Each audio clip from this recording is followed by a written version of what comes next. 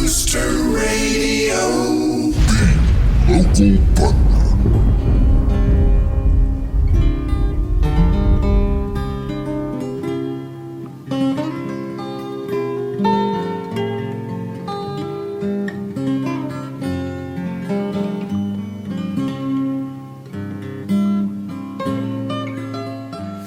Alrighty, well, welcome to the Local Thunder, and I'm sitting here with a very good friend of mine, Mr. Doug Abbott, and we're gonna pick his brain a little bit tonight, find out a little bit about Mr. Doug Abbott. Hello, everybody. How you doing? I'm good. It's great to be out here at Mikey D's farm, and we want to thank Mikey D for giving us this beautiful place to do this. I couldn't think of a better place with you being the. I don't think there is a better place, really. The sun is shining. It is March 2nd. Yeah. And we're lucky enough to be here on one of those beautiful days that we've all been waiting a long time for. Yeah, the sunshine's doing me some good, so putting me in better spirits. Absolutely. Right on. So, Doug, how long have you been playing music? I've been playing music for a little over 40 years. I'd say maybe closer to 45 years. But so you started back in the 60s, about the same time I was born, is when 65 we had our first band. Nice. Yeah. And what was the name of that band? The name of that band, I really have to say it, but it was the Cramped Buttock. The Cramped Buttock. That's why I asked, just because it always draws a smile, because everybody, that first band name is always kind of crazy. Oh my God, it's crazy. And we'd laugh our rear ends off because we'd have a sign in our car window that, well, actually, we didn't even have a car at that time, but by the time we did have a car, there was a sign in the window that said the Cramped Buttock. Whatever inspires you. That's right. So, speaking of inspirations, you were like 9 or 10 when you started playing a guitar, and what made you go and get that guitar and go? Well, certainly it was the Beatles coming to America. I was like one of those, I equate myself to maybe one of those screaming girls that had Beatlemania, because I had it. And a young kid has just changed, from playing baseball out in the street to picking up a guitar. There's a defining moment there that you say, this is what I want to do. I mean, I love this. And I was lucky enough to have some friends at school that felt the same way. And because of that, we'd compete off each other to get better playing-wise, and eventually starting to write songs as young kids and getting the approval of each other that, hey, that's all right, let's work on that. It's good to have that kind of inspiration between you. You have those people to bounce your ideas off of and to help embellish those ideas. Absolutely. Doug Walther. And then the competition that you kind of have between you. If I'm going to, that's how I learned, is through that peer pressure. And no that's doubt. Cool. And no and doubt. you grew up around the time of a lot of good folk music, a lot of good in-depth music, the Bob Dylans and the Neil Young and those type people that who I think you sound a lot like. You really have the depth of a Neil Young. Well, it's like I was telling you before, I would fall asleep at night as a young teenager with the record player dropping albums one after another, and a lot of it was Neil Young. It was Crosby, Stills and Nash, it was James Taylor, Simon and Garfunkel. That's the kind of thing that shaped me. Yeah. I love folk music. It's great to have grown up at that time. I was a little bit behind you, but I do remember a lot of that music, and I was very inspired by it, and it was the same with me. So you went through your teenage years, and of course, in all this music life, you have real life always steps in the way of your music life. So as you're developing, did you go to college? I went to college, but we started out in high school because we would play all the high school functions, and that kind of prepped us to the point where when we got out of high school, we started playing the college coffee houses. And we had the Adirondack Mountains, which was a real touristy but yet unbelievably beautiful place where you could always go and get gigs for the Friday and Saturday night weekend jams. Right. That's what travelers and campers want to do, is go out and have a night of drinking beer and listen to good old music. Yeah, we see that a lot. So cool. That was out on the East Coast, actually. Upstate New York is where you were. Upstate New York is where I'm from. I was born 1 mile north of Lake Ontario. So a lot of our lives were centered around the lake, up in the mountains. Right. New York is a very beautiful place. Yeah, because when a lot of people think of New York, you think of New York City, and you don't realize that upstate, you're out in the middle of nowhere. There's not even any electricity in a few of those spots. We still, each year, meet up in Long Lake at a place where there is no electricity. In fact, there's no roads. It's boat access only, and you're 6 miles by boat. Nice. That's my idea. That's called getting away. Yes. But ironically, right across the lake from our campfire is Sigourney Weaver's place. She has up there, and it's been said that Mick Jagger and Keith Richards have been seen driving through town to get to Sigourney's place. So when we got the fire going out there on the lake, we're just hoping to play loud enough that maybe Sigourney will hear us. Come on over. Right. Nice. And that does carry at night. It does, right over the water. Yes, it does. And I know that because I used to sit down by the river, down by Sugar Creek, and that's where I did a lot of my, like you're talking about, and to hear that echo down through there, that's inspiring all on its own. So I can't imagine out there like that. To me, there's nothing better than a campfire on a lake with your old friends, playing music, singing songs. Nice. That's the top of the pops, right? Yeah, that's how I started, was around a campfire. That was the reason I started. I just loved it so much. Some things never change. I know it. Even to this day, that's the primo. Yep.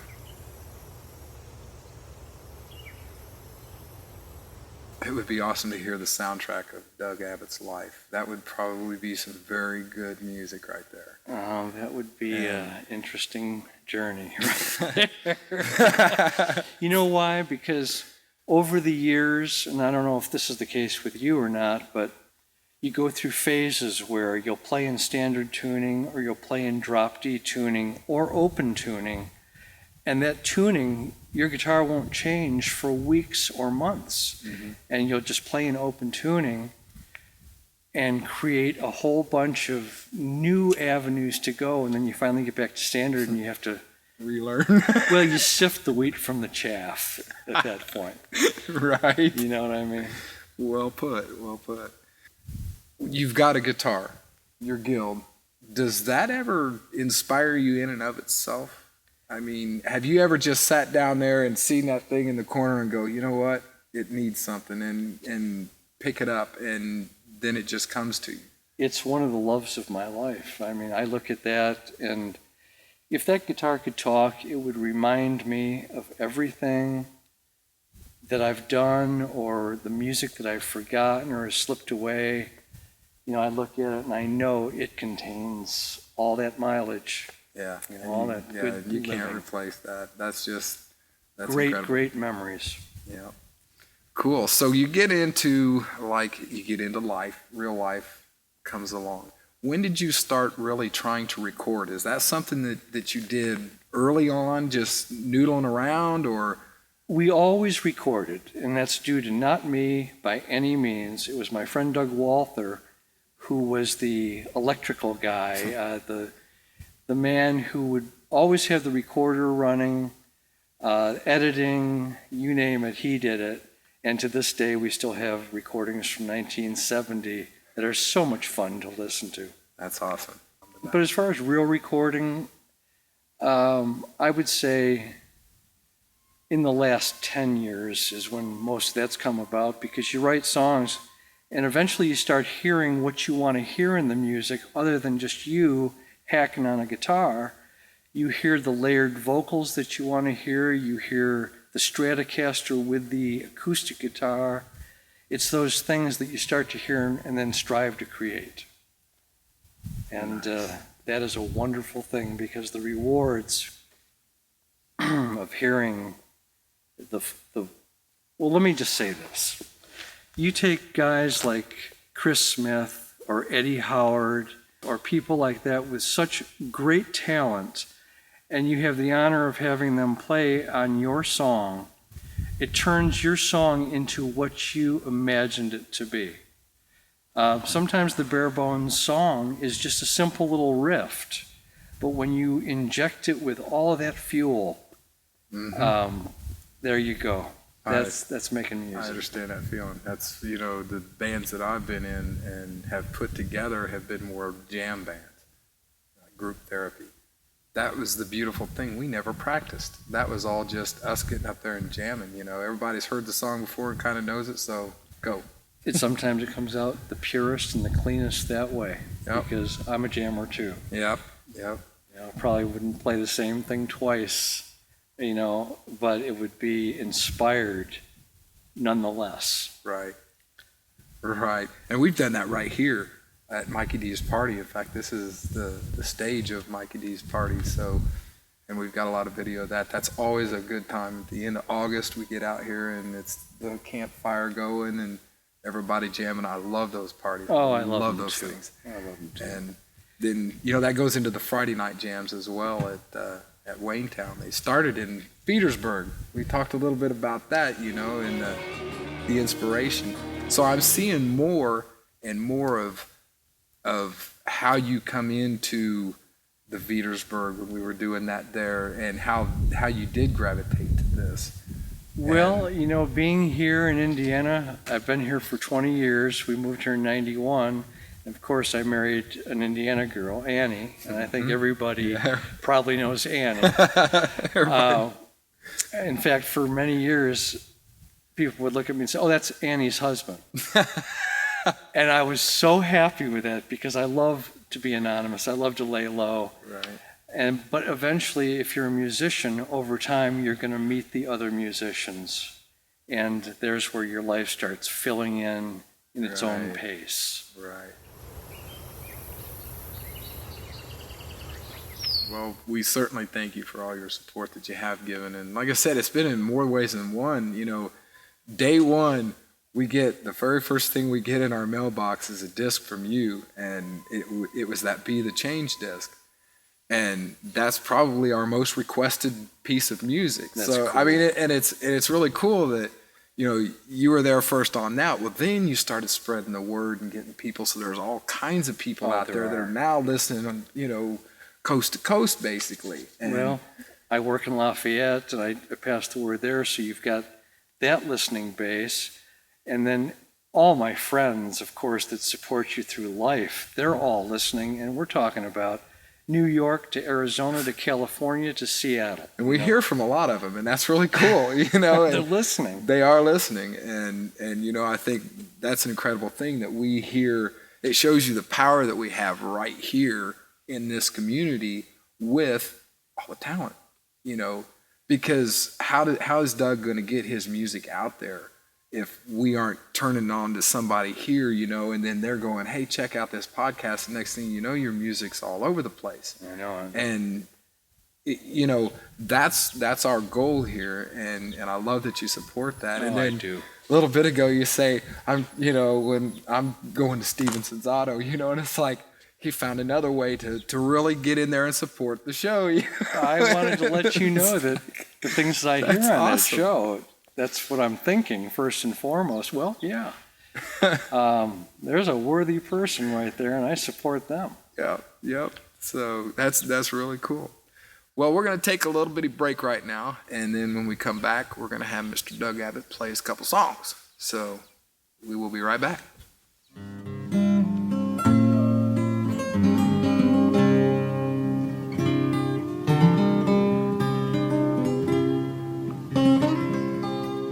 This is my old Guild right here, and I love this guitar. It's a 1970 D50 Guild, but more than that, it's been with me. And every piece of music I've probably ever written or played anywhere has been on this that I can remember. It's old trusty, is what it is. But I have it in drop D tuning right now, and I just wrote the song maybe last week, 2 weeks ago, but it's brand new.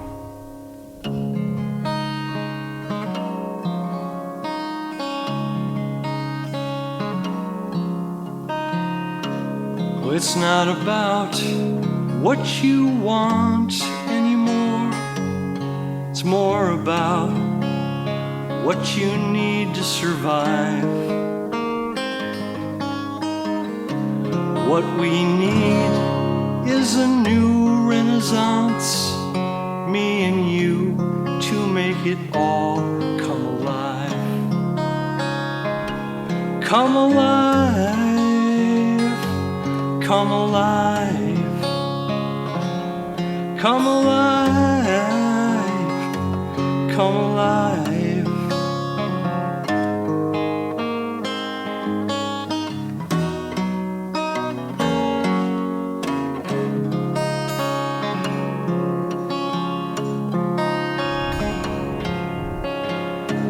In my head, I hear drums and guitars, words of wisdom from amazing lives. Why can't we take what we already know and make a more beautiful life? Well, come alive, come alive. Come alive, come alive.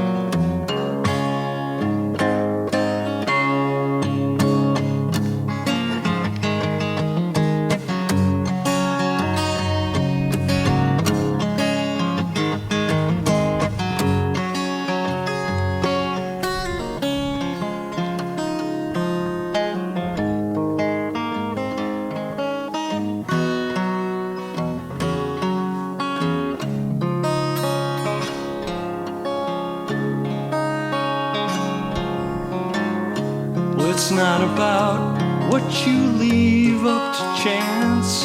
It's more about what you're doing with your precious time.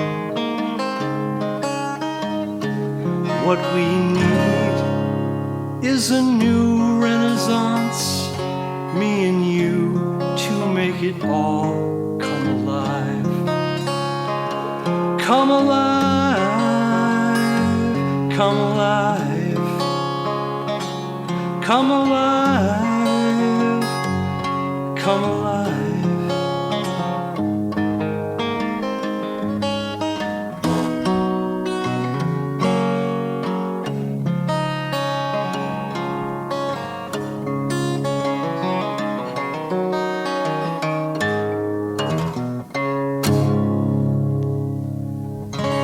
That's Come Alive,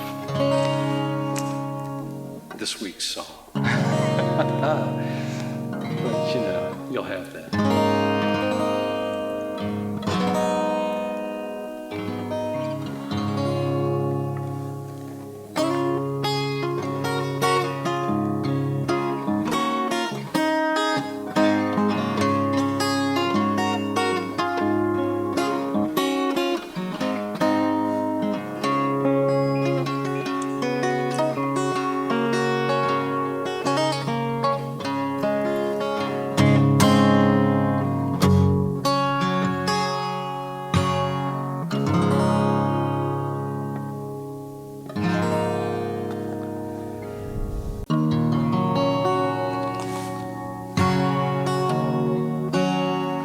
This song here, I probably wrote a couple of years ago, but because I added a little scat piece at the end that kind of supports the verses. That's newer. I'll give you a little run of it. We're out here and it's a little bit cold. My fingers are a little bit stiff, but I'm going to give it to you.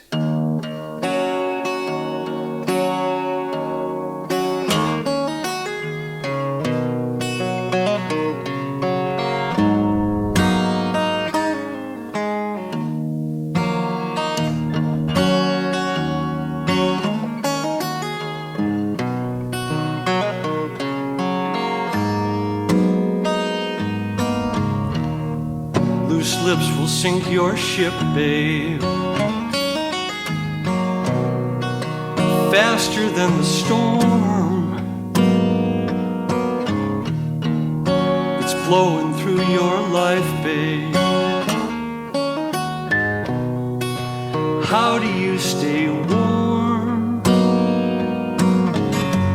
I know that soon you'll see the sun some crazy things you've done, but you don't care, babe.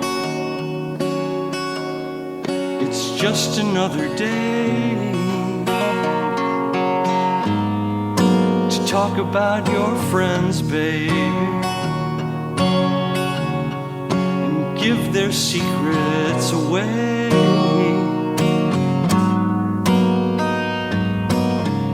But you know there is a golden rule: do unto them as you'd have done to you. It's like harmony in the melody. It's like harmony in the melody.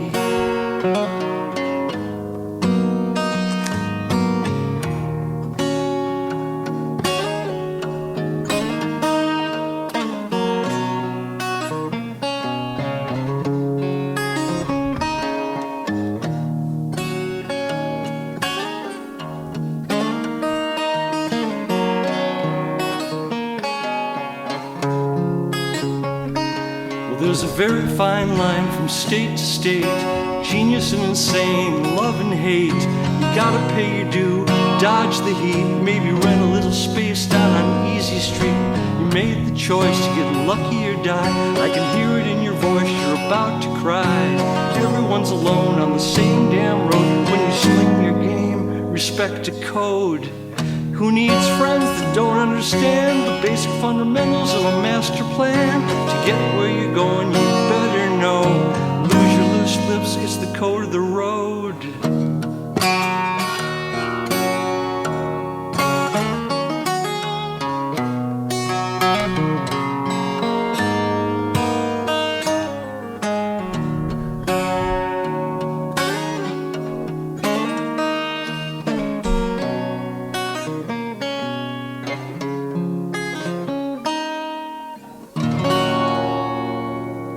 Loose lips.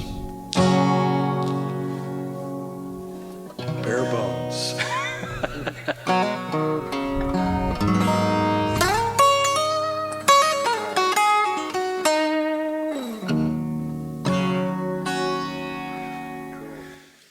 Alrighty, welcome back. We're sitting here with Mr. Doug Abbott and some great music. I'm telling you. Thank you. That is beautiful music, and it's so deep. That's what I love about your music. And Be the Change, that the whole album. There are so many things, like we were talking earlier, that one line, that's okay, we'll swim in the lake. Yeah. That, to me, that is one of those lines that just paints an incredible picture. Well, they probably dammed the valley. It's okay, we'll swim in the lake. I love that. It's a pullback from a place that we used to go that was such a beautiful river spot of ours, and they actually dammed the river, and our swimming hole was gone forever. So that kind of is really relevant to me when I sing that. Wow. And it'd take that, and that's the beautiful thing about the music that a lot of people write, and you can really tell the advancement of the quality of the music writing when you can take like I can listen to your music and apply it to something in my life. Sure. You know, and sometimes music is so pointed that you lose that ability for others to relate to it. And I think that's what I like about your music is it's timeless. It is anyone can relate to it of any age. It pretty much talks about life in a big sense, but I like to just try and capture the good things that I remember and try and express them in a way that would relate to everybody. I can't thank you enough for the support that you've given to the local Thunder and to the local independent artists. And that doesn't just come from the local Thunder show. That's for a lot of years that I've known you. You've been a very big supporter and a very big inspiration for me to do what I do. I do look at you as a huge inspiration. And thank you. You know, you're a guy that's you're doing it. You're out there doing it. You're writing that music and you're conveying those feelings. And that takes a lot of talent. And then to see what you're doing on the side of the commemorabilia, that's a lot of work and a very passionate art form as well. And then you balance the whole family and got to go to work and take care of things, you know. So you're an amazing individual, Doug, thanks, and I really appreciate you spending the time and taking the time out on day off and coming out, sit down, talking with us all. Pleasure is all mine. In fact, just the other night, and I just wanted to say this in relation to the business, on the Academy Awards where they were handing out the Oscars, one of the guys that was a first-time Oscar winner got up there and he says, "I just want to tell my daughter, find something you love to do and go with it. You know, just follow your heart, find something you love to do." And that's basically what I'm trying to do. Awesome. Well, thank you very much. It was good talking to you. Good talking with you, Eric. Mr. Doug Abbott, the one and only. He's one of the most requested artists that we have on our radio show right now. So we want to thank him. We want to thank Mr. Mikey D for allowing us to use his beautiful, beautiful farm to do this. And also want to thank you guys for sticking with us and listening to the music and all the great comments and everything that you give and send, and any support and donations that you'd like to make. That is also very well appreciated to help keep us doing these things and keeping Doug on the air and keeping all the independent artists on the air. So, Mr. Doug Abbott, the contributor, thank you very much. Thanks, Eric. And we'll see you later. Indeed.